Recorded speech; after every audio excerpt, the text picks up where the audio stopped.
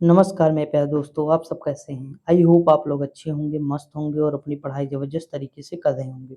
दोस्तों हम लोग जीएस पॉइंटर देखेंगे आज से, यानी जीएस संगम की जो बुक है हमारी सामान्य अध्ययन की, उसमें जो सिलेक्शन परीक्षा पॉइंटर है, यानी जो सिलेक्शन के लिए इम्पोर्टेंट है, हम वो सारी चीज़ें देखेंगे।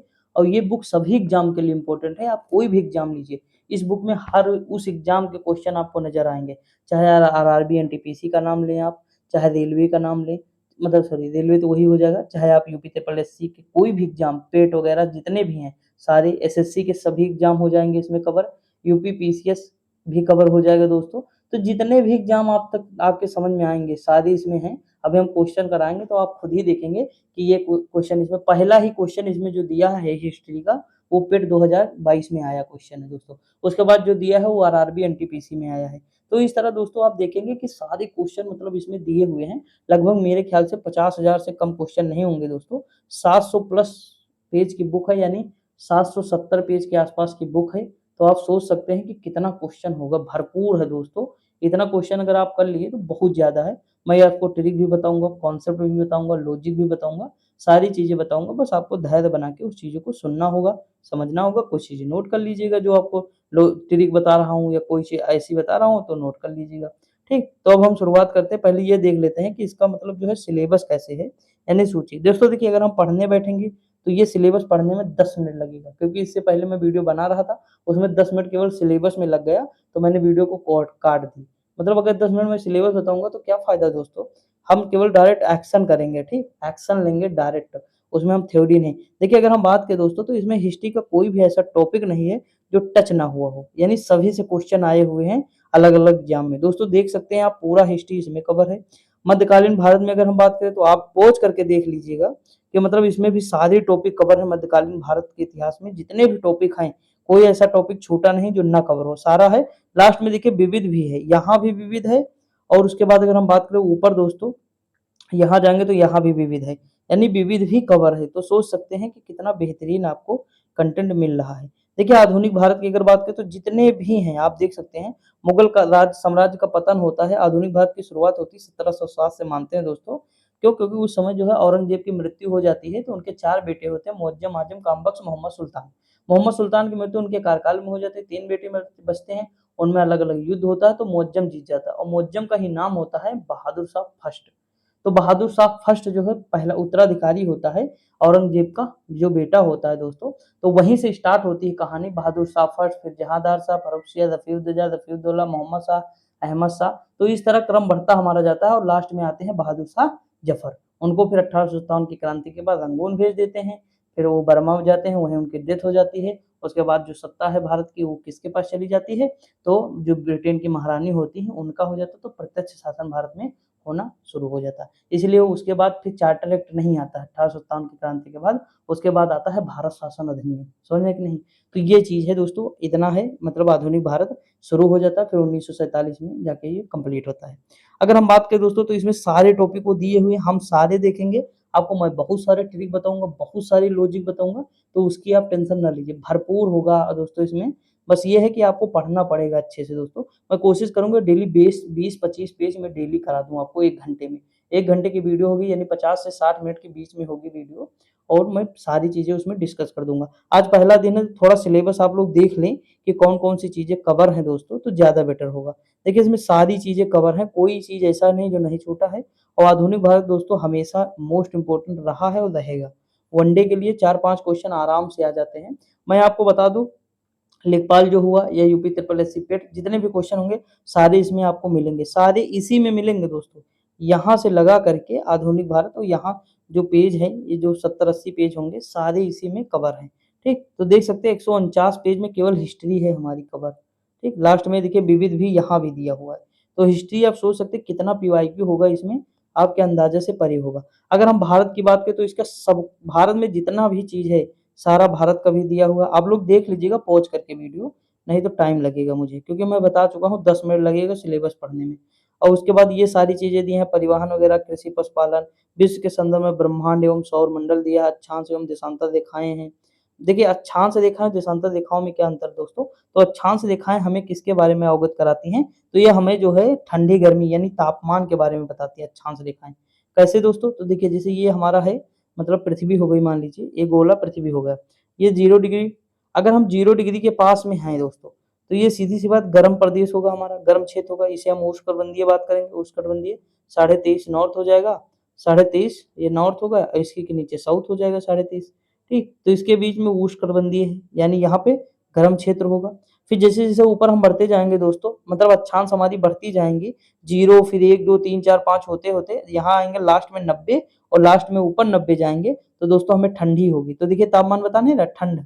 अब देखिए यहाँ गर्म था, यहाँ ठंड है, यानी ये तापमान के बारे में डिस्कस करेगा। हम जैसे-जैसे ऊपर बढ़ते जाएँगे, अक्षांश रेखाएँ जो है छोटी भी होती जाएँगी और सबसे बड़ी अक्षांश रेखा 0 डिग्री है।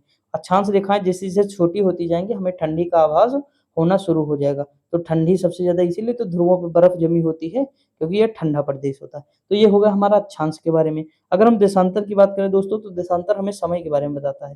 देखिए जैसे हमारा भारत है 5.5 डिग्री 5.5 घंटे आगे है, यानी 82.5 डिग्री देशांतर रेखा से आगे है। समझा कि नहीं? तो ये चीज़ के समय के बारे में बता रहा है। देशांतर रेखाएँ समय के बारे में बताती हैं और जो अक्षांश रेखा है वो तापमान के बारे में। ये सब हम बहुत अच्छे से देखेंगे। आपको मैंने बताया ना लॉजिक भी मिलेगा, कॉन्सेप्ट भी मिलेगा, ट्रिक भी मिलेंगे, सब कुछ मिलेगा। बस धैर्य के साथ पढ़िएगा। देखिए अगर विश्व के बारे में बात करें तो भारत की देश, राजधानी, सीमाएँ सारी चीज़ें हो जाएँगी और ये जितनी भी चीज़ ये पर्वत, पठार, मैदान, ज्वालामुखी, महासागर, सागर, जल संधियाँ वगैरह ये सारी चीज़ें हम देखेंगे दोस्तों। तो बहुत सारी चीज़ें इसमें भी आपको मिलेंगी। उसके बाद देखिए अगर हम यहाँ आ जाएगा हमारा फिर संविधान आ जाएगा। इसमें जितनी भी चीज़ें हैं संविधान की सारी दी हुई हैं दोस्तों। 1-2 क्वेश्चन आराम से यहीं से मिल जाएँगे ऊपर से ही। उसके बाद इनके जितने भी भाग हैं दोस्तों, भाग मैं याद कराऊँगा, तरीका आपको बताऊँगा, अनुसूची भी याद करा दूँगा, सब बता दूँगा, ठीक? तो ये सारी चीज़ें हो जाएँगी हमारी मतलब सीक्वेंस में दिया है, ऐसा नहीं जहाँ से जो मन हुआ उठा के दे दिया। नहीं दोस्तों, पूरी लाइन से एक मतलब अच्छे से सीक्वल में दिया हुआ है। अब देखिए अगर हम बात करें यहाँ अर्थशास्त्र के बारे में, तो अर्थशास्त्र की मैराथन मैंने कल कराई ही थी आपको जीके एनसीईआरटी। रिवीजन के लिए बेस्ट है दोस्तों, साइंस भी कर सकते हो, वो बुक मेरी कंप्लीट हुई है जीके एनसीईआरटी। ये समझ लीजिए वो अगर आपने पढ़ लिया रिवीजन के तौर पे है, कम समय में ज़्यादा कंटेंट है दोस्तों, मुझे लगता है टोटल 20 आवर्स से ज़्यादा बुक नहीं है।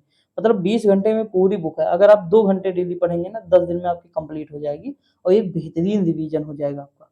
देखिए मैं रिवीजन ही करा रहा हूँ दोस्तों, कोई चीज़ नोट करने के लिए नहीं कहता हूँ, ना नोट्स बनाने के लिए कहता हूँ। बस ये कहता हूँ जो चीज़ इम्पोर्टेंट लगे अपने हिसाब से नोट कर लिया करिए। तो ये चीज़ आपका उत्तरदायित्व है क्योंकि आप तैयारी कर रहे हैं, आप समझदार हैं। आप जितनी जल्दी दोस्तों काम करेंगे उतनी जल्दी सिलेक्शन आपका हो जाएगा, ठीक? तो ये चीज़ आपको करना पड़ेगा, कुछ चीज़ें नोट कर लीजिएगा लेकिन रिवीजन करते रहिए और वही है कि मैं रिवीजन ही करा रहा हूँ एक तरह से आपका, ठीक? तो ये चीज़ें हो जाएँगी फिर साइंस में जितनी भी चीज़ें दी हुई हैं, वो हमारा चाहे भौतिक विज्ञान हो, रसायन विज्ञान की देखिए सारी चीज़ें दी हुई हैं। उसके बाद हम बायोलॉजी तो हमारा मोस्ट इम्पोर्टेंट है। बायोलॉजी देखिए यहाँ से सारी चीज़ें मतलब कोई ऐसा टॉपिक नहीं जो इसमें नहीं छोड़ा है। मतलब कोई चीज़ ऐसा नहीं जो इसमें छोड़ा गया हो। विज्ञान एवं प्रौद्योगिकी भी दिया है दोस्तों, पर्यावरण पारिस्थितिकी दिया है, जनसंख्या एवं नगरीकरण एक क्वेश्चन आराम से बनता है। तो देखिए सारी चीज़ें हमारा होगा। फिजिक्स देखिए साइंस हो ही गई, तीनों पार्ट हो गया, हिस्ट्री तीनों पार्ट हमने देखा ही है, ज्योग्राफी दोनों पार्ट देख चुके हैं, जो है पॉलिटी हो ही गया हमारा, एनवायरमेंट इकोलॉजी देख ही लिए हैं और जनसंख्या नगरीकरण ये सारी चीज़ें हम देख चुके हैं। दोस्तों हमारा बचा ही क्या है? कुछ नहीं बचा, इकोनॉमिक्स भी हम देख लिए, तो सारा चीज़ हमारा हो चुका है। इससे बाहर क्वेश्चन कभी आते ही नहीं, इतने ही तो चीज़ें हमें पढ़नी रहती हैं, बस करंट अलग रहता है। करंट मैं कल आज ही से स्टार्ट कर रहा हूँ करंट, शाम को आपको डेली मिलेगा करंट, ठीक? एडुटेरिया की बुक करा रहा था, अब जनवरी से करंट देखेंगे, जनवरी, फरवरी, मार्च, अप्रैल इस तरह हम देखेंगे। देखिए दोस्तों अब हम इतिहास की शुरुआत कर रहे हैं एनसेट मैंने जैसा कि आपको बताया था कि हमारा पहला ही क्वेश्चन क्या आया था पेट 2022 में आया, देख लीजिए। अगला ही क्वेश्चन एनटीपीसी का है, फिर एनटीपीसी, फिर एनटीपीसी, फिर एनटीपीसी, फिर पीसीएस आरओ आ गया, फिर यूपी पीसीएस मेंस आ गया। तो आप देख सकते हैं किस लेवल का है सारा और इससे बाहर दोस्तों क्या ही जाएगा मुझे नहीं लगता है। अब हम शुरुआत करें, देखते हैं तो भारत की प्रागैतिहासिक संस्कृतियाँ पहला टॉपिक है, उससे रिलेटेड जितने क्वेश्चन आए देख लेते हैं। लिखा है तांबे का पहली बार उपयोग कब किया गया था दोस्तों? तो ताम्रपाषाण काल में किया गया था, ऑप्शन के अकॉर्डिंग जो ऑप्शन रहा होगा वहाँ पे, ठीक? तो ये हो गया पेट 2022 का क्वेश्चन। अगला भीमबेटका की गुफाओं की खोज कब हुई दोस्तों? तो 1957-58 में ये भीमबेटका की खोज हुई। ये कहाँ है दोस्तों? एमपी में है। कहाँ है? एमपी में है, मध्य प्रदेश में। दोस्तों ये जानते हो किसके लिए फेमस है? चित्रकार। ये मतलब यहाँ पे जो है सबसे पहले इंसान ने चित्र बनाए, तो ये चित्र के लिए फेमस है दोस्तों। और वो हमारा काल कौन था? तो दोस्तों देखिए याद करिए, मैंने आपको प्रागैतिहासिक काल, मध्य ऐतिहासिक काल और सॉरी प्रागैतिहासिक काल पढ़ाया था। उसी में प्री हिस्ट्री, प्रोटो हिस्ट्री और जो है एक मतलब प्रागैतिहासिक काल, आद्य ऐतिहासिक काल और ऐतिहासिक काल पढ़ाया था। तो जो प्रागैतिहासिक काल पढ़ा था उसके भी मैंने भाग कराए थे। उच्च पुरा पाषाण काल, निम्न पुरा पाषाण काल, मध्य पुरा पाषाण काल पढ़ा था कि नहीं? तो उच्च पुरा पाषाण काल जो था हमारा, उसी में ये चीजें शुरू हो गई थी। समझा कि नहीं? तो ये चीज याद रखना है आपको। चित्रकारी दोस्तों, तो भीमबेटका की शैल से चित्रकारी किसके लिए फेमस है? तो देखिए यहाँ लिखा है कि भारतीय उप महाद्वीप पर मानव जीवन के प्राचीनतम चिन्हों, ये जो है चिन्ह है, यानी चिन्ह यानी निशान, वही दोस्तों चिन्ह की वजह से ये फेमस है। अगला अगर हम बात करें, भारत में पाषाण कालीन शिला चित्रकारी पाई जाती है, तो ये देखिए शिला चित्रकारी वही है भीमबेटका में। भारत में पाषाण कालीन चित्रकारी इसी में पाई जाती है। मानव गतिविधियों और सभ्यता के प्राग ऐतिहासिक काल का कालक्रम क्या है? पुरा पाषाण काल, मध्य पाषाण काल, नव पाषाण काल। क्या है? पुरा पाषाण काल, मध्य पाषाण, सॉरी दोस्तों, जो मैंने अभी ऊपर बताया आपको, जैसे प्रागैतिहासिक काल, तो प्रागैतिहासिक काल में आता है पुरा पाषाण काल, मध्य पाषाण काल और नव पाषाण काल। और पुरा पाषाण काल में आता है दोस्तों उच्च पुरा पाषाण काल और निम्न पुरा पाषाण काल और मध्य पुरा पाषाण काल। ठीक, तो ये पुरा पाषाण काल में आते हैं जो ऊपर मैंने बताया है। तो ये चीज याद रखेंगे। ठीक दोस्तों, वहां पे थोड़ा हो गया था मिस्टेक, उसके लिए क्षमा चाहता हूँ। ये प्रागैतिहासिक काल था। ठीक, आगे बढ़ जाए। अब देखिए मध्य पाषाणिक स्थलों को भौगोलिक दृष्टि से पश्चिम से पूर्व का क्रम क्या है? तो देखिए महदहा है, लखैया है, पैसरा है, वीरभानपुर है। दोस्तों मुझे इतना पता, महदहा कहाँ है? ये प्रतापगढ़ में पड़ता है। कहाँ? प्रतापगढ़ में। और ये कहाँ पड़ता? पश्चिम बंगाल में। तो देखिए अब हमारा आराम से आंसर आ रहा है। बात को समझने की कोशिश करिए, हर चीज रटना नहीं होता दोस्तों। अगर मान लीजिए मुझे ये नहीं पता लखैया, लखैया वैसे यूपी में ही पड़ता है, पैसरा नहीं पता है, तो देखिए हमें बीरभानपुर पता है पश्चिम बंगाल का है, ये यूपी का है। तो पश्चिम में सबसे क्या हो जाएगा? यूपी। फिर हम जैसे जैसे इधर बढ़ेंगे लास्ट में हमारा मिलेगा पूर्व में, तो पश्चिम से पूर्व ही तो पूछा है, क्रम लगा देंगे आराम से। अगला है कि देखिए बस ये याद रखना कि ये स्थल किसका है? तो मध्य पाषाण काल का है। कब का है? मध्य पाषाण काल का। यही सबसे ज्यादा इंपॉर्टेंट है। एक मैप मैं टेलीग्राम पे भेजूंगा कल या परसों में, कल ही डाल दूंगा, मतलब आज ही डाल दूंगा शाम को। तो उस मैप में क्या होगा, उसमें सारी चीजें बनी होंगी, यानी मैंने फिगर के थ्रू सारी याद किए हैं, और फिगर के थ्रू मैं आपको बताऊंगा तो आपको ज्यादा याद होगा। तो 3 मैप भेजूंगा, 3-4 मैप, उसमें अलग अलग कालखंड के चित्र होंगे दोस्तों। निशान लगाया हूँ, कुछ इंपॉर्टेंट चीजें वहां लिख दिया तो भेज दूंगा। ठीक, कमेंट कर दीजिएगा अगर भूल गया बाई चांस, तो मैं वहां भेज दूंगा, तो पढ़ लीजिएगा, 1-2 नंबर आराम से आ जाते हैं। लिखा हुआ स्थल जहां से प्राचीनतम स्थायी जीवन के प्रमाण मिले हैं, मेहरगढ़ से दोस्तों। गंगा घाटी में धान की खेती का प्राचीनतम साक्ष्य जो मिला है ना, लहुरा देव से मिला है। कहाँ? लहुरा देव से। अगर हम बात करें मध्य पाषाणिक स्थल से पशुपालन के साक्ष्य कहाँ मिले, तो आदमगढ़ और बागोर से मिले दोस्तों। बागोर कहाँ? राजस्थान में। आदमगढ़ कहाँ है दोस्तों? तो ये हमारा पड़ता है एमपी में। देखिए ये देखिए यहाँ ये क्वेश्चन पूछा भी गया है, आदमगढ़। ठीक, ये देखिए यहाँ पे बागोर है। दोनों में देखिए पशुपालन के साक्ष्य मिल रहे हैं। ठीक, ये चीज याद रखिए। देखिए अगला भी लिखा है, मध्य पाषाण काल में पशुपालन के प्रमाण मिलते हैं, लेखनिया से भी मिलते हैं। तो ये याद रखेंगे आप। अगला क्वेश्चन दिया है कि उत्खनित, देखिए थोड़ा जूम करते हैं, ये तो आप समझ ही गए ना कहाँ कहाँ क्वेश्चन पूछे गए हैं। थोड़ा जूम करते हैं, नहीं मजा ना आएगा। देखिए अगर हम आगे बात करें यहाँ, तो क्या लिखा है, ये देखिए दोस्तों, उत्खनित प्रमाणों के आधार पर पशुपालन प्रारंभ हुआ था, तो मध्य पाषाण काल में प्रारंभ हुआ था। मृत्यार्थ मृत्या मृत्यार्थ रहित नवपाषाणिक स्तर प्रकाश में आया, तो गुफकराल से, ये जम्मू कश्मीर में पड़ता है। खाद्यान्नों की कृषि सर्वप्रथम प्रारंभ हुई तो नवपाषाण काल में दोस्तों प्रारंभ हो जाती है। और उसके बाद अगर हम बात करें नवपाषाण कालीन गर्त निवासों के अवशेष कहाँ से मिले हैं, तो गर्त यानी गड्ढे बनाकर, तो बुर्जहोम और गुफकराल। आप एक चीज सोचिएगा दोस्तों कि भाई बर्फ कहाँ सबसे ज्यादा पड़ेगी? जम्मू में पड़ेगी, जम्मू कश्मीर में। तो वहां के लोग मतलब इतनी बर्फ होगी, जमीन पर रह पाएंगे दोस्तों? उस समय उस काल के बारे में सोचिए आप कि रह पाएंगे, नहीं। तो जमीन के नीचे दोस्तों ऐसा है कि मतलब थोड़ी गर्मी महसूस होगी, तो वो लोग इसीलिए कहाँ रहते थे? गर्त बना के रहते थे, यानी बुर्जहोम गुफकराल। ठीक, अगर हम आगे बात करें, राग का टीला नौपाषाणी के संगन कल्लू कर्नाटका का है, यहाँ मिला है दोस्तों। अगर हम बात करें भारतीय उपमहाद्वीप में धान की खेती के प्राचीनतम साक्ष्य मिले हैं विंध्य क्षेत्र से। मानव द्वारा सर्वप्रथम प्रयुक्त अनाज क्या है? जौ है दोस्तों, याद रखेंगे। वस्त्रों के लिए कपास की खेती प्रारंभ सबसे पहले कहाँ हुई? तो भारत में हुई, सिंधु घाटी सभ्यता में, आप सुने होंगे। आगे अगर हम बात करें, बृहद पाषाण स्मारकों की पहचान की गई, तो मृतक को दफनाने के स्थानों के रूप में की गई दोस्तों। बृहद पाषाण करने का मतलब बड़े बड़े पत्थरों का प्रयोग हम मृतक को दफनाने के स्थान पर करते हैं दोस्तों। बात को समझिए, कैसे उनके विचार आया होगा, कैसे दिमाग में ये चीजें आई होंगी, सोचिएगा आप। जैसे मान लीजिए कि 5 लोग यहाँ पे रह रहे हैं दोस्तों, इसमें से किसी कारणवश एक लोग की डेथ हो जाती है, इनकी मान लीजिए डेथ हो गई। अब 5 लोग रह ले, उस समय इनका विकास इतना हुआ नहीं, नंगे हैं सारे लोग, मतलब जो है बिना वस्त्र के हैं दोस्तों। तो मान लीजिए रह रहे हैं, ठीक, माइंड डेवलप है नहीं इतना। तो दोस्तों क्या हुआ होगा कि साथ ही में रह रहे हैं, ये मर गए, यहाँ पड़े हैं, इनसे ज्यादा कोई लगाव नहीं, मतलब न रहा होगा। पड़े होंगे, लेकिन कुछ समय बाद क्या होगा, ये मतलब ऐसे पड़े इनको मतलब किसी से ढके ना होंगे, तो ये बदबू करने लगे होंगे। करने लगेंगे कि नहीं, 2 3 4 5 दिन के बाद, 10 दिन के बाद ये बदबू करना प्रारंभ कर देंगे। तो इन लोगों के माइंड में ना आएगा, ये तो ये क्या करेंगे, स्थान छोड़ के चले जाएं, या इनके माइंड में ये आएगा कि यार ऐसा ना करें, इसे ढक देते किसी चीज से, तो बड़े बड़े पत्थरों से इसे ढकना शुरू कर दिए। समझ गए? तो ये चीज धीरे धीरे फिर प्रथा बननी शुरू हो गई, जो आज भी हमारे समाज में देखने को मिल जाती है ना। हम क्यों दफना देते हैं भाई, हम लंबे समय तक रखेंगे उसे तो सड़ने लगेगी, बॉडी सड़ने लगेगी, तो ये सारी चीजें होती हैं। अगर हम आगे बात करें तो ये चीज समझ में आया।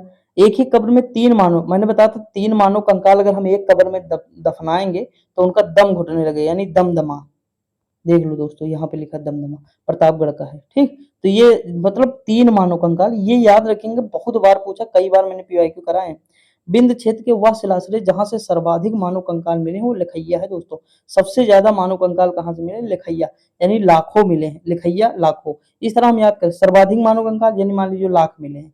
देखिए याद करने के लिए बताओ, लाखों नहीं मिले हैं, लेकिन याद करने के लिए बताओ सर्वाधिक मानव कंकाल यानी लखैया लाखों। तो इस तरह हम याद कर सकते हैं। अगला है कि भारत में वह शिलाश्रय, शिला मतलब क्या होता है? चट्टान होता है, मतलब चट्टानों पे रहने वाला, जहां से सर्वाधिक चित्र प्राप्त हुए वही भीमबेटका। कितनी बार पूछा देख लीजिए आप खुद ही। ताम पाषाणिक स्थल नवदा टोली एमपी में पड़ता है। गैर मृदभांड पात्र ओसीपी का नामकरण हुआ तो हस्तिनापुर, इंपॉर्टेंट है, कई बार पूछा है। भारत का वह स्थल जहां खुदाई से लौह धातु के प्रचलन के प्राचीनतम साक्ष्य मिले हैं, अतरंजी खेड़ा यूपी में पड़ता है।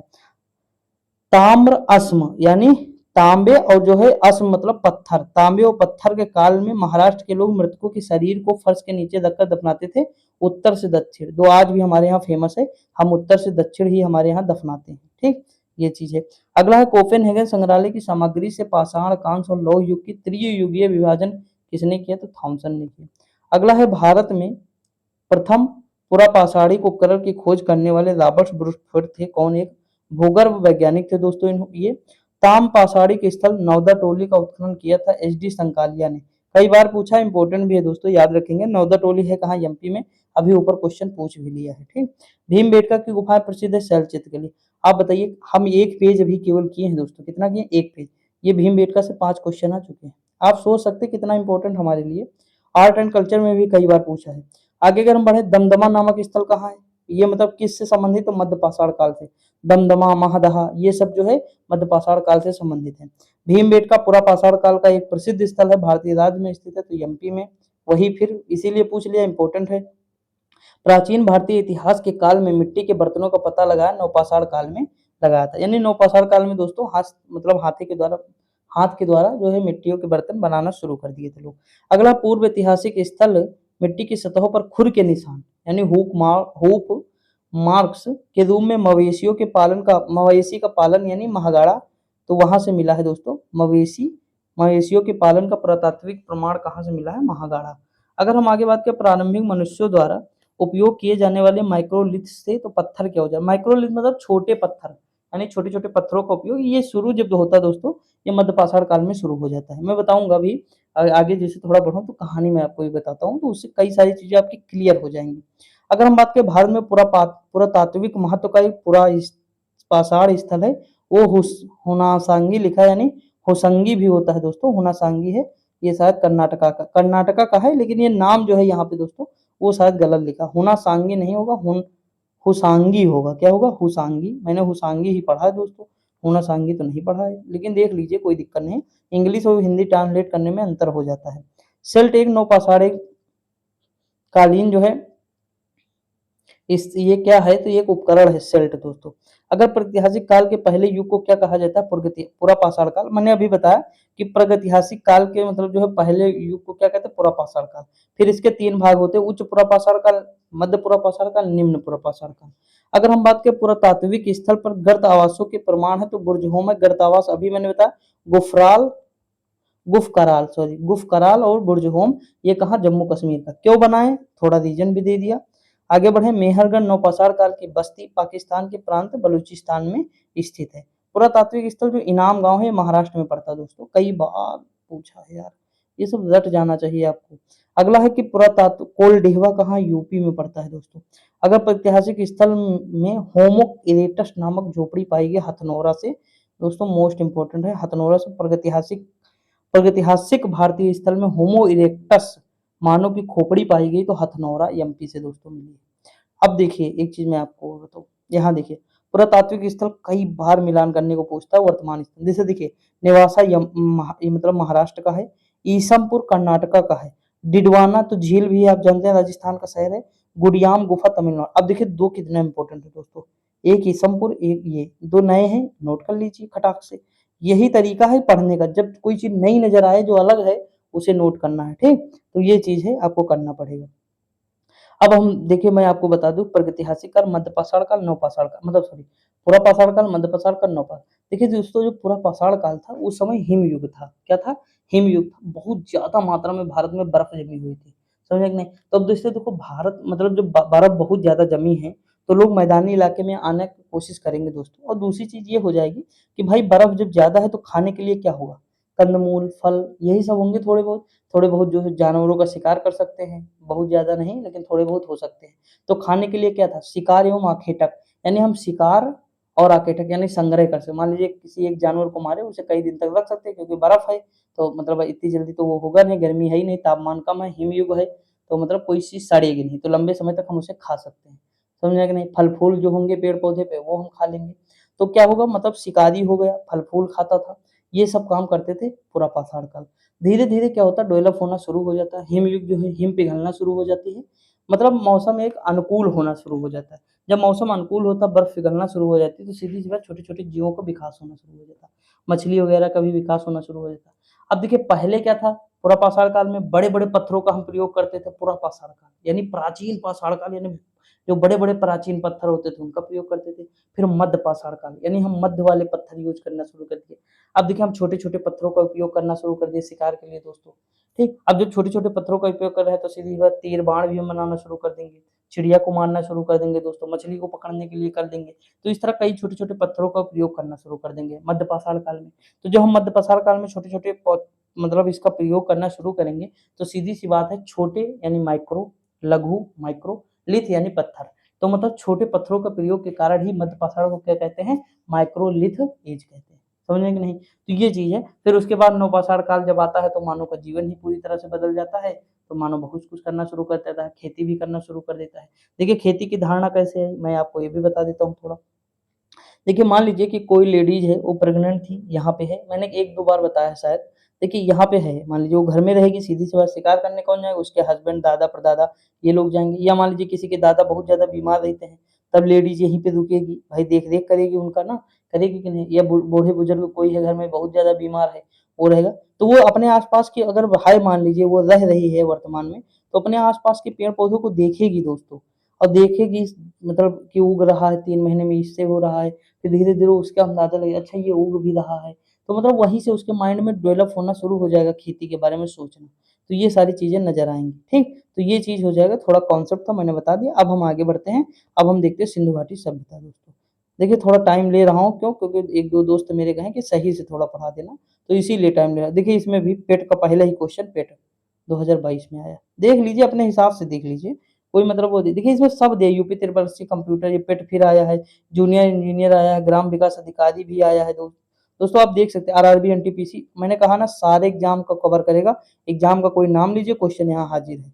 अब देखिए यहाँ पे अगर हम बात करें हड़प्पा के एक बंदरगाह का नाम क्या था? लोथल था। देखिए मैं एक चीज और कॉन्सेप्ट दे देता हूँ सिंधु घाटी सभ्यता। इसे नगरीय सभ्यता कहते हैं दोस्तों। नगरीय सभ्यता क्यों कहते हैं? जबकि दोस्तों इसमें जो है 10 से 12 ही गांव जो हैं यानी मतलब 10 से 12 ही नगर हमें प्राप्त हुए। कितने? 10 से 12 नगर प्राप्त हुए, बाकी सारे गांव। भाई हम 10 से 12 ही नगर देखते हैं दोस्तों। मोहनजोदड़ो, हड़प्पा, लोथल, कालीबंगा, रोपड़, चहुंदड़ो और कौन से? बनावली, यही सब हैं। मतलब 7, 8, 10, 11 होंगे, 12 इससे ज्यादा तो हमने दे धौलावीरा, यही सब तो देखते हैं। लेकिन फिर हम इसे नगर क्यों कहते हैं? इतने में नगर हम कह देते हैं, और बाकी जो 1000 प्लस गांव मिले होंगे वो सब तो नगर के हम संज्ञा इसे क्यों दे रहे हैं? इसका रीजन समझिएगा दोस्तों। अगर मान लीजिए हमारे घर में देखिए 11 हमें डेवलप कर मान लीजिए 11 हम मान के चलते 11 मिले, तो 11 नगर मिले मान लीजिए, ठीक। तो हम इसे नगरीय सभ्यता कह दिए। बाकी 1000 से ज्यादा जो है गांव मिले होंगे तो उनको छोड़ दिए, मतलब उनको हम नगरीय, हमें क्या ग्रामीण सभ्यता कहनी चाहिए, लेकिन हम नगरीय सभ्यता क्यों कह रहे हैं? देखिए मैं एक आपको कॉन्सेप्ट दे रहा हूँ, छोटा सा है दोस्तों, हर जगह अप्लाई कर सकते हैं आप। देखिए अगर आप मैं जैसे मान लीजिए पीएचडी कर लूँ, ठीक। मैं पीएचडी कर लूँ, मेरे घर में 3 भाई और हों मेरे साथ, वो कुछ ना करें, खेती बाड़ी करें, इधर उधर घूमे गाँव में, तो पिता किसका नाम प्लेट पर छपवाएंगे घर में? इनके नाम से मतलब प्लेट लगवाएंगे घर में कि मेरे नाम से लगवाएंगे? मेरे नाम से लगवाएंगे ना, जितेंद्र कुमार वर्मा पीएचडी, ये फलाना धमकाना, मतलब पूरा लगवा देंगे। लेकिन इनके नाम से क्या लगवाएंगे? नहीं लगवाएंगे दोस्तों। यानी अब देखिए, मतलब मैं आगे निकल गया ना इन सबसे, मैं सबसे आगे घर में भी निकल गया, हर जगह निकल गया। तो जब मैं आगे निकल गया तो मेरा नाम होगा आगे, होगा कि नहीं? भाई मेरे पापा ये थोड़ो कहेंगे कि जो है भैया फलाने का लड़का जो घूमा करा था गाँव में, ओके जो है हम पिताजी आन, कहें? नहीं कहेंगे दोस्तों।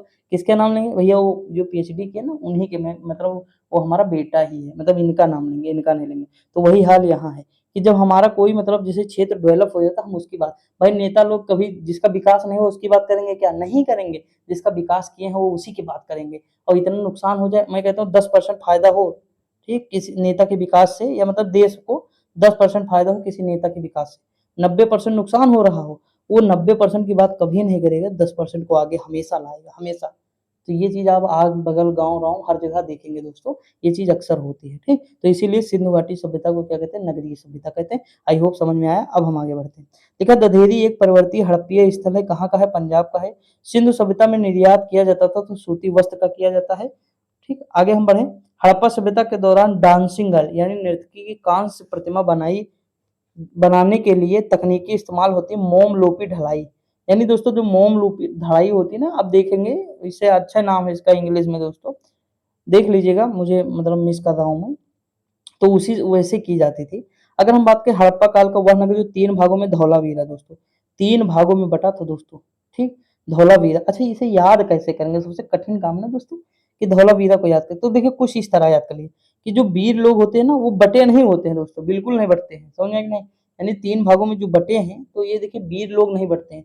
तो धौलावीरा ये मतलब कुछ अपने तरीके से कर सकते हैं कि मतलब वीर लोग 3 भागों में बटे हैं, मतलब कुछ भी ऐसा रिलेट कर सकते हैं, तो याद हो जाएगा।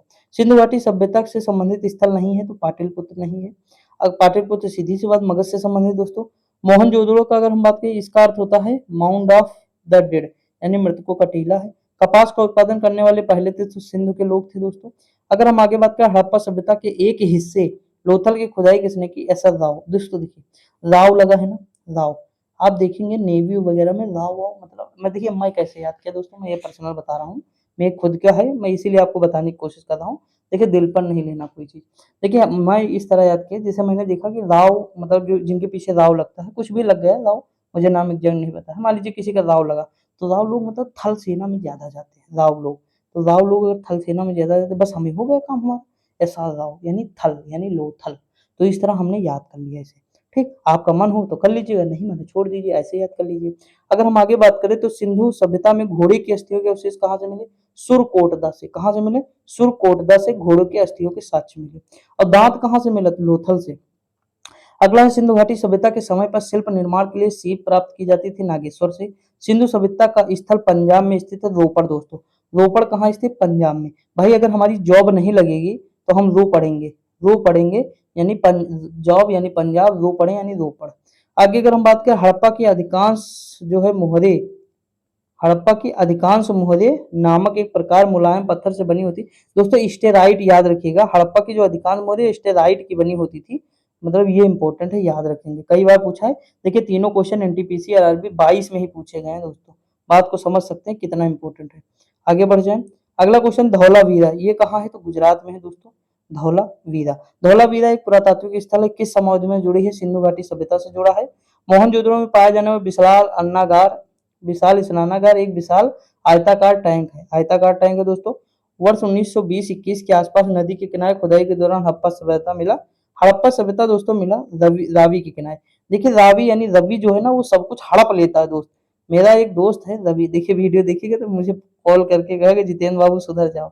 देखिए रवि यानी रावी नदी, और वो सब कुछ हड़प लेता है दोस्तों, उसके अगल बगल जो चीजें होती है हड़प यानी हड़प्पा, तो रवि हड़प। समझ में कि नहीं? वीर बढ़ते नहीं यानी धौलावीरा 3 भाग। लोथल यानी थल, राव ऐसा राव, ठीक। वो पढ़े यानी रो पढ़े, जॉब नहीं लगी पंजाब। तो इस तरह देखिए 4-5 आपको मैंने याद करा दी। ये कॉन्फिडेंस आपको बढ़ाएंगे। आपको मैं कॉन्सेप्ट कितना दे दूं वो आपका कॉन्फिडेंस नहीं है। कॉन्फिडेंस हमेशा याद रखिए, जब आपको फैक्ट पता होगा ना तो भाई आप किसी से भी तर्क वितर्क कुतर्क जो भी है करेंगे, किस आधार पे करेंगे? उसे कॉन्सेप्ट के आधार पे करेंगे नहीं, उसे फैक्ट बताना होगा। कि ये चीज़ इस सन में हुई, ये यहाँ का है, तो फैक्ट जब पता होता है किसी को तो उसका कॉन्फिडेंस हाई रहता है दोस्तों, याद रखेंगे आप। एग्ज़ाम में तब हाई रहेगा, आप टेंशन ना लीजिए, रहेगा आपका।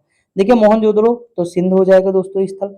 हड़प्पा सभ्यता का शहर विशिष्ट रूप से मनके बनाने, सीप काटना, धातु के वस्तुएं बनाना, मुहर बनाना, तराजू का निर्माण करना आदि कार्यों सहित शिल्प उत्पादन के लिए है, तो चहुंदड़ो है दोस्तों। देखिए मनके बनाना जैसे आ जाए तो चहुंदड़ो से ऐसे लगा लीजिए, मनके बनाना या सीप बनाना, ये चहुंदड़ो हो जाएगा। सिंधु सभ्यता के, अगर सिंधु घाटी सभ्यता के स्थल में सबसे पहले खोजा गया तो हड़प्पा खोजा गया 1921 में। अगर हम बात करें तो ये को किसने किया, तो दयाराम साहनी ने किया। भाई रवि जब सब चीज हड़प लिया तो उसे दया ना आई दोस्तों, क्या ना आई, दया, तो दयाराम साहनी हो जाएगा। देखिए पत्थर की बनी नृत्य करते हुए पुरुष की मूर्ति यानी नटराज पाई गई हड़प्पा। हड़प्पा स्थल गुजरात में पाया गया धौलावीरा दोस्तों हो जाएगा, गुजरात का धौलावीरा है, लोथल भी है लेकिन ऑप्शन में धौलावीरा रहा होगा। अगला है सिंधु सभ्यता के स्थलों में जलाशयों, तो धौलावीरा जलाशय के साथ कहाँ से मिले, धौलावीरा से दोस्तों। पुरातात्विक स्थल जो सुरकोटदा है दोस्तों, ये गुजरात का ही है, तो देखिए गुजरात के कौन है, लोथल हो जाएगा, धौलावीरा, सुरकोटदा, तीन भूलना नहीं किसी भी कीमत पे दोस्तों। अगला अगर हम बात करें 1944 में भारतीय पुरातत्व सर्वेक्षण के महानिदेशक के रूप में पदभार संभाला और हड़प्पा की खुदाई का जिम्मा लिया, तो व्हीलर ने लिया, सर मार्टिन व्हीलर। अगला प्रसिद्ध सिंधु घाटी स्थल मोहनजोदड़ो की पहली बार खुदाई प्रख्यात भारतीय पुरातत्व द्वारा की गई, तो आर डी बनर्जी के द्वारा। अगला है सिंधु घाटी सभ्यता वर्ष पुरानी है, दक्षिण में गंगा घाटी के निचले क्षेत्रों व उत्तर में मालवा तक फैली हुई है, तो 3000 ईसा पूर्व तक फैली है। आगे अगर हम बात करें सिंधु घाटी सभ्यता का विकास 5000 बीसी से मालवा के दक्षिण की ओर और उत्तर की ओर गंगा के पूर्वी तलहटी में होता है। दोस्तों एक अंदाजा आप लगा सकते हैं कि मालवा के दक्षिण में, ठीक, और गंगा के उत्तर में, यानी मालवा के दक्षिण में, मालवा का दक्षिण कौन हो जाएगा, मालवा अगर यहाँ है तो इसके दक्षिण में, ठीक, इस साइड आ जाएंगे हम, और इसके गंगा के उत्तर में, तो ये वाला हो जाएगा, तो ये सिंधु घाटी सभ्यता हो जाएगा 500 विकास से। तो मतलब थोड़ा रिलेट कर सकते हैं अगर आपको याद होगा हल्का। वैसे इस तरह के क्वेश्चन थोड़ा हार्ड होते हैं, ज्यादा नहीं लेकिन थोड़ा हार्ड होते हैं। अगर हम आगे बात करें तो हड़प्पा सभ्यता 2500 बीसी के आसपास विकास थी। आज उन्हें हम कहाँ देख सकते हैं, तो पश्चिमी भारत और पाकिस्तान में देख सकते हैं। देखिए भारत का इतिहास सिंधु घाटी सभ्यता के जन्म से शुरू होता है, जो लगभग 2500 ईसा पूर्व, याद रखेंगे 2500 ईसा पूर्व दोस्तों, ठीक, 2500 से 1700 ईसा पूर्व तक सिंधु घाटी सभ्यता परिपक्व अवस्था में रहती है। सिंधु घाटी सभ्यता की सबसे महत्वपूर्ण विशेषता क्या है, ईंट के बने मकान होते थे दोस्तों, एक जगह कच्ची ईंट का मिला है, बाकी सब जगह पक्की, ठीक। अगर हम आगे बात करें तो सिंधु घाटी सभ्यता की बात करें तो कांस्य युगीन सभ्यता से, जो कांसे से लोग परिचित थे दोस्तों। अगर हम बात करें तो तांबे से भी परिचित होंगे, सीधी सी बात है, कांसा बनता किससे, तांबा और टिन से। तो कभी अगर पूछे कि सिंधु घाटी सभ्यता के लोग क्या तांबे से परिचित थे, तो हम कहेंगे हाँ परिचित है, टिन से हाँ, और कांसे से तो है, समझे कि नहीं। लोहे से नहीं थे, बस इतना याद रखना, सोना चांदी इन सब से थे लेकिन लोहा नहीं। अगर हम बात करें मोहनजोदड़ो का जो नाम है, अर्थ मुर्दों का टीला है, वो किस भाषा में है, तो सिंधी में है। हड़प्पा सभ्यता के लोग पूजा करते थे तो पशुपति शिव की करते थे। जो है जर्मनी व इटली के पुरातत्वविदों के एक दल ने मोहनजोदड़ो में सतह अन्वेषण शुरू किया, ये 1980 ईस्वी में किया। दोस्तों एक चीज बताए, सतह अन्वेषण जानते हो क्या है, ये वाला होता है सतह ऊपर। देखिए अब मैं एक चीज बता, दो खुदाई होती है, मतलब किसी भी पुरातात्विक स्थल को हमें जानना है किसी भी चीज के बारे में, तो हम दो खुदाई करते हैं। कौन कौन करते हैं, एक तो खुदाई करते हैं हम क्षैतिज, क्या करते हैं, हॉरिजॉन्टल, जिसे क्षैतिज ये कहते हैं। एक हम करते हैं, ये ऊर्ध्वाधर कहते हैं, लॉन्गिट्यूडनल, ऐसे कुछ मान लीजिए ऊर्ध्वाधर, यानी लंबा, इस तरह करते हैं। जो एक खुदाई हम नीचे की ओर करते हैं, एक खुदाई हम क्षैतिज करते हैं, ये वाला हमारा क्षैतिज हो जाएगा। तो जो हम क्षैतिज खुदाई करते हैं इसमें हम क्या करते हैं, मान लीजिए किसी एक ही कालखंड के बारे में हम, अगर हमें बहुत डिटेल में जानकारी लेनी है किसी एक कालखंड के बारे में, जैसे हड़प्पा सभ्यता के बारे में हमें बहुत ज्यादा विशेष जानना है, तो हम केवल इस तरह की खुदाई करेंगे। केवल हड़प्पा सभ्यता के बारे में जानना है तो हम ये वाली खुदाई करेंगे, क्यों, क्योंकि लंबे दूर तक फैली होगी, तो हम ये खुदाई करके पता लगा लेंगे हड़प्पा सभ्यता की एक एक चीज वस्तुओं का, ठीक, ये खुदाई कर लेंगे। लेकिन अगर हमें किसी काल के बारे में जानना, हड़प्पा सभ्यता से लेकर पूरा पाषाण काल तक जानना है कि वस्तुओं कौन कौन सी वस्तुओं का प्रयोग हुआ, किस किस पत्थर का प्रयोग हुआ, तो हमें कौन सी खुदाई करनी पड़ेगी, ये वाली। क्यों, क्योंकि जैसे मान लीजिए इस काल में, अगर जिस समय हम जी रहे हैं, मान लीजिए इस समय परत जम जाएगी एक पृथ्वी के ऊपर, फिर थोड़े 100 210 साल या 20 25 हजार साल बाद जो है एक परत और इसके ऊपर देखोगे जम जाएगी दोस्तों। तो हमारी जो कुछ चीजें हैं वो नीचे दबी रहेंगी, उसके ऊपर एक परत और जमेगी, दूसरी जमेगी, तीसरी जमेगी। तो हम अगर किसी काल के बारे में जानेंगे तो ऐसे ही तो खुदाई करेंगे दोस्तों नीचे की ओर, तो हमें अलग अलग कालखंड की परतें नजर आएंगी। लेकिन अगर हमें किसी एक ही के बारे में भी जानकारी लेनी है तो हम ये वाली खुदाई करेंगे। आई होप आपको समझ में आ गया होगा। तो वही है सतह अन्वेषण 1980। देखिए हड़प्पा सभ्यता की मोहरों पर पशु अक्सर देखा तो बैल का। दोस्तों आप कमेंट करके जरूर बताएंगे आपको कैसी लगी क्लास। अगर आप कमेंट करेंगे तो मेरा मोटिवेशन हाई रहेगा, मैं और भी जान लगा के पढ़ाऊंगा आपको और मजा आएगा दोस्तों। देखिए इसमें ऐसा नहीं कि क्वेश्चन मतलब दोस्तों बहुत इंपॉर्टेंट है, बस आपको समझना होगा। समझ आए? मैं तो बहुत पढ़ा हूँ दोस्तों, बहुत क्वेश्चन सॉल्व के 2-3 लाख तो कर ही लिए होंगे। मैं भले ही वही रिपीट हुए हों लेकिन मतलब बहुत ज़्यादा मात्रा में, तो वो अंदाज़ा हो जाता है ना कि ट्रिक कैसे बने, कैसे हम कौन किस चीज़ों को हम याद करें, तो ये चीज़ है। तो आपको करना पड़ेगा दोस्तों। अगर हम बात करें नर्तकी यानी डांसिंग गर्ल की कांस्य प्रतिमा सिंधु घाटी सभ्यता में खोजी गई, तो मोहनजोदड़ो है। प्राचीन भारतीय संस्कृति और सभ्यता के प्रतीक के अवशेष पाकिस्तान में, तो ये हड़प्पा और मोहनजोदड़ो हो जाएगा। सिंधु घाटी सभ्यता में समाज की प्रकृति कैसी थी, तो नगरीय थी दोस्तों। देखिए मैंने बताया ना, नगरीय थी। हड़प्पा सभ्यता से जल संरक्षण के साक्ष्य मिले हैं, तो धौलावीरा से। 2 बार क्वेश्चन पूछ लिया। धौलावीरा तो वैसे पूछा 4-5 बार, लेकिन जल संरक्षण को लेकर कितनी बार पूछा, 2 बार। याद रखेंगे। बनावली, तो देखिए ये रंगोई नदी के तट पर। भाई रंगोली बनाते नहीं, अभी देखिए होली आने, ओ होली कह रहा हूँ यार, दिवाली आने वाली है, रंगोली बनेगी, सब लोग रंगोली बनावली यानी सब लोग बना लेना।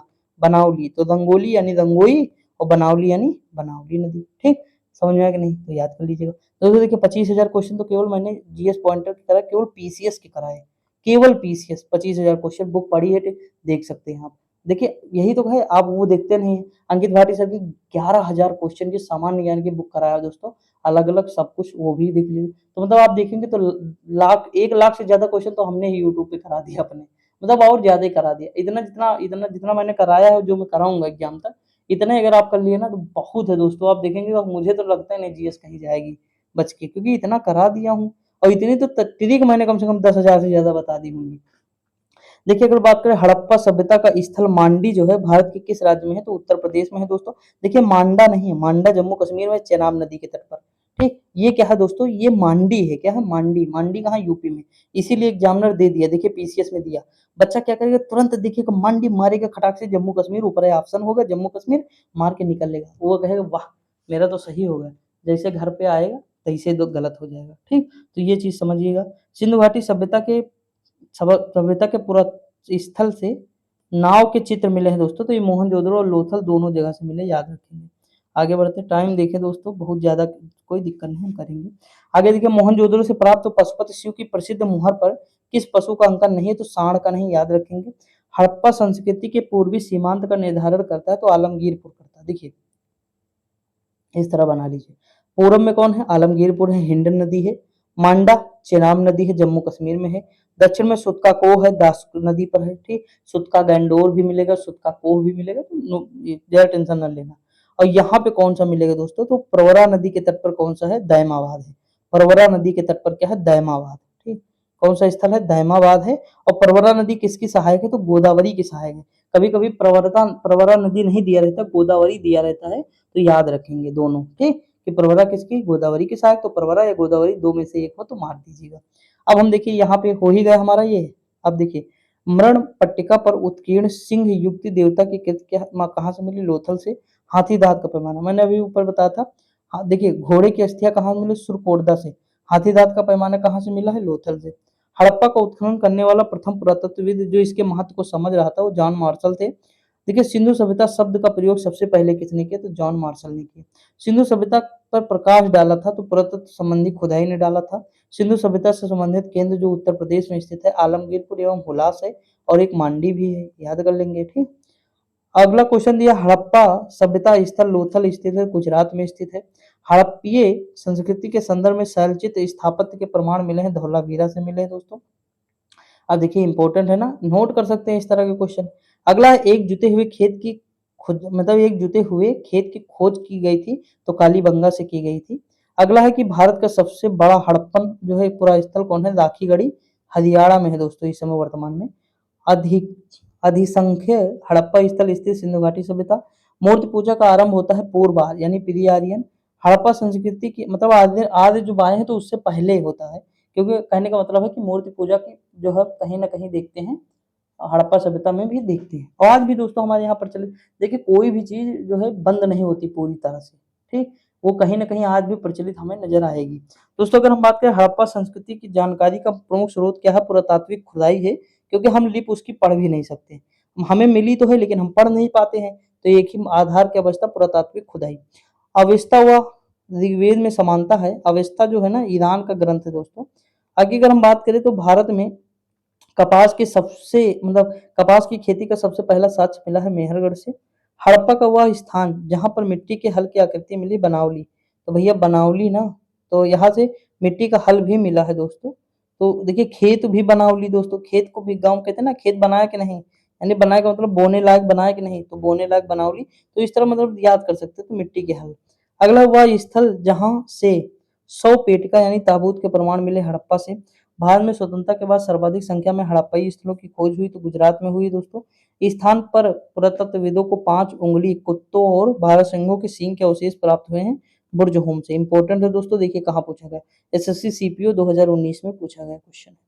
ठीक। अब देखिए अगला क्वेश्चन है, जोरवे कल्चर एक चालकोलिथिक पुरातात्विक स्थल था जो वर्तमान समय में भारतीय राज्य में है, महाराष्ट्र में है। जोरवे संस्कृति कहाँ है दोस्तों, महाराष्ट्र में है, याद रखेंगे, मोस्ट इंपोर्टेंट है। जम्मू कश्मीर में कब पुरातत्व, तो देखिए बुर्जहोम आए या गुफकराल आए, हम लगा सकते हैं, मांडा भी लगा सकते हैं। सिंधु घाटी सभ्यता के शहर में बंदरगाह तो लोथल था, यहीं से व्यापार होता था दोस्तों। 1948 में अर्नेस्ट मैकन ने उल्लेख किया कि हड़प्पा स्थल लोथल में जल निकासी व्यवस्था के लिए नालियों की जो पक्की ईंटों का प्रयोग हुआ था दोस्तों। मैंने बताया था केवल कालीबंगा में जो है कच्ची ईंटों का प्रयोग हुआ, बाकी सब जगह जो है पक्की ईंटों का प्रयोग हुआ। अगला हम बात करें सिंधु घाटी सभ्यता के स्थल में द ग्रेट बाथ यानी विशाल स्नानागार पाया गया मोहनजोदड़ो के में। कहाँ, मोहनजोदड़ो।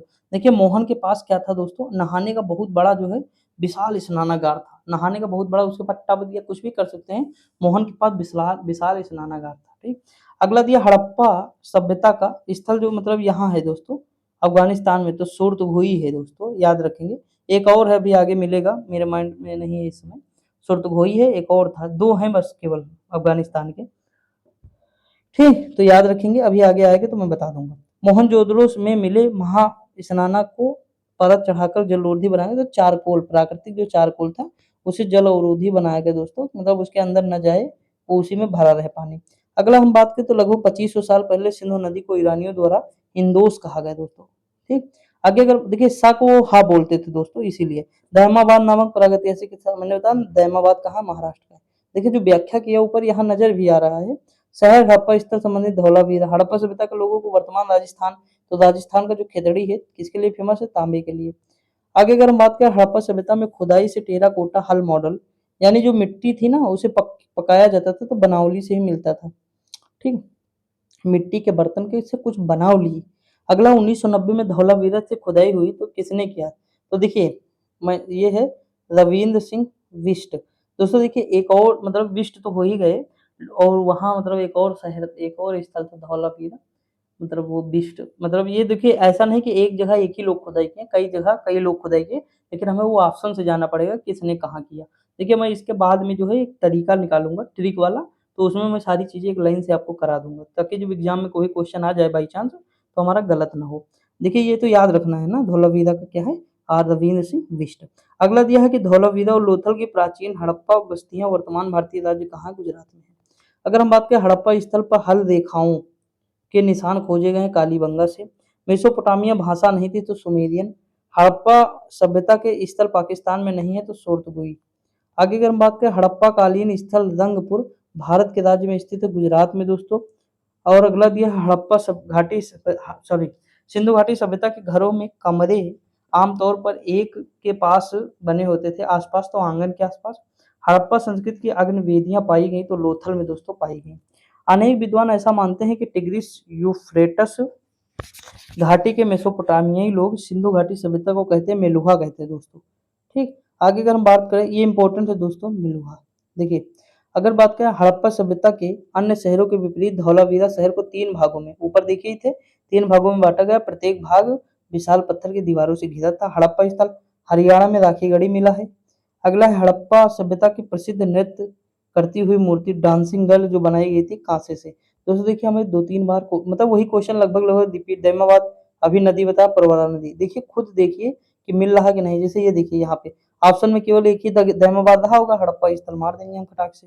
सिंधु घाटी सभ्यता का स्थल जो था वो रोपड़ था, सिंधु नदी के तट पर नहीं था ये दोस्तों। रोपड़ किस नदी के तट पर था, बनावली। कहाँ था, बनावली, बना सॉरी बनावली कह रहा हूँ, वो पढ़े जॉब नहीं मिली तो पंजाब यानी सतलज नदी के तट पर। कहाँ था? सतलज नदी के तट पर, ठीक। ये सिंधु नदी के तट पर नहीं थे, सतलज। देखिए मुझे नहीं याद था सतलज, मतलब ऐसे नहीं याद था, लेकिन वो पढ़े यानी जॉब नहीं लगी तो जॉब यानी पंजाब, तो पंजाब में सतलज नदी इंपॉर्टेंट, मार दिए खटाक से। अगला है राजस्थान राज्य में स्थित एक परिपक्व चरण हड़प्पा स्थल है तो कालीबंगा है। हड़प्पा कालीन स्थल में जुताई वाले क्षेत्र के साक्ष्य मिले हैं तो कालीबंगा से, अभी देखे थे हम लोग। सिंधु के पूर्व के क्षेत्र को संदर्भित करने के लिए छठी शताब्दी इस बीसी यानी बिफोर कॉमन इरा में पूरे फारसी शब्द का प्रयोग हिंदू किया गया दोस्तों। सिंधु की जगह हिंदू वो लोग बोल रहे थे। देखिए आप कुछ चीजें और देखिए, हड़प्पा स्थल की बात करें, पूरा मतलब हड़प्पा पूरा स्थल फसल, जैसे चाहुंदड़ो तो ये क्या हो जाएगा? सरसों हो जाएगा। हड़प्पा से तिल मिला है, कुंतासी से कोदो मिला है, हुलास से धान मिला है। तो ये इंपॉर्टेंट है और कठिन क्वेश्चन है, ये पीसीएस में पूछा गया होगा ज्यादातर। हाँ देखिए पीसीएस जे 2023 का क्वेश्चन है, 2023 तक की अपडेट बुक है दोस्तों। 2024 में भी कुछ एग्जाम हुए हैं लेकिन ज्यादा नहीं हुए, 2-3 एग्जाम हुए हैं केवल। 2023 तक का अपडेट है, आप सोच सकते हैं। तो ये चीज है दोस्तों, ठीक। अब देख लेते टाइम, देखिए 46 हो गया दोस्तों, अगर आप लोग कहें तो यहाँ से देखें, नहीं तो फिर कल हम इसी के आगे बढ़ते हैं। देख लेते हैं दोस्तों पहले ये चीज है कि कितना बचा दोस्तों, है पोर्शन हमारा मतलब भर का। तो आज हम इतना ही करते हैं दोस्तों, फिर कल हम इसके आगे फिर बढ़ेंगे, तो हम लगभग बहुत सारी चीजें कवर करते हुए चलेंगे दोस्तों। देखिए आज इंट्रोडक्शन था तो थोड़ा इंट्रोडक्शन में चला गया है, और पहले मतलब कुछ हमें चीजें बतानी भी थी चैप्टर के बारे में ना, तो उसमें भी थोड़ा हमारा टाइम गया है। और वही 10 मिनट अगर हम और कराते तो एक दो टॉपिक और निपटा देते ना। तो आज इतना ही कराया हूँ, तो आज इतना संभालिएगा। और जो चीजें बताया हूँ, जिसे जो तरीका बता रहा हूँ, जो ट्रिक बता रहा हूँ, उसे जरूर नोट करिए आप लोग, क्योंकि वो इतना इंपॉर्टेंट है एग्जाम में बहुत कारगर है। जैसे तो कुछ ना करिए, एक मेरी कॉपी खुद की बना लीजिए, जो तरीका जो ट्रिक बताती, यकीन मानिए मैं ट्रिक तुरंत बनाया हूँ, ये कोई ट्रिक मतलब मुझे पहले से नहीं याद थी, इससे पहले मैं याद तो किया था लेकिन बिना ट्रिक के याद किया था, लेकिन आज मतलब पता ना कैसे अचानक से ट्रिक बनती है दोस्तों, और बन गई। तो ये चीज होता है, तुरंत रिलेट किया तुरंत बन गई। तो ऐसे ही अगर आप करेंगे चीजें तो ज्यादा बेटर होंगी, हमारे लिए आसानी होगी। मान लीजिए मैंने 50 फैक्ट पढ़ाया आपको, 50 में 15 अगर मान लीजिए मैंने इस तरह याद करा दिया, यानी रिलेट करके खटाक से। देखिए ट्रिक का मतलब वो होता है जो मैं अलग से कुछ आपको दूँ, लेकिन मैं तो कुछ दे ही नहीं रहा हूँ, आपको रिलेट करना सिखा रहा हूँ, रिलेट कर दे रहा हूँ उसी से। जैसे जॉब रो पड़े यानी रोपड़ जॉब पंजाब, बताइए हमेशा याद भूलेंगे ही नहीं आप, भूलेंगे नहीं। हड़प लिया रवि यानी रावी नदी हड़प्पा हो जाएगा। तो ये समझिएगा दोस्तों, इंपॉर्टेंट है, इस तरह अगर पढ़ेंगे लंबे समय तक याद रहेगा। मैं ये पूरी बुक कंप्लीट कराऊंगा, तब तक रोकूंगा नहीं। और मैंने बताया ना, जो बुक मैं स्टार्ट करता हूँ वो शुरू भी करता हूँ, जितनी भी बुक मैंने कराई वो सारी मतलब स्टार्ट की है तो अंत भी उनका किया हूँ, और पीडीएफ फिर एक साथ दिया हूँ।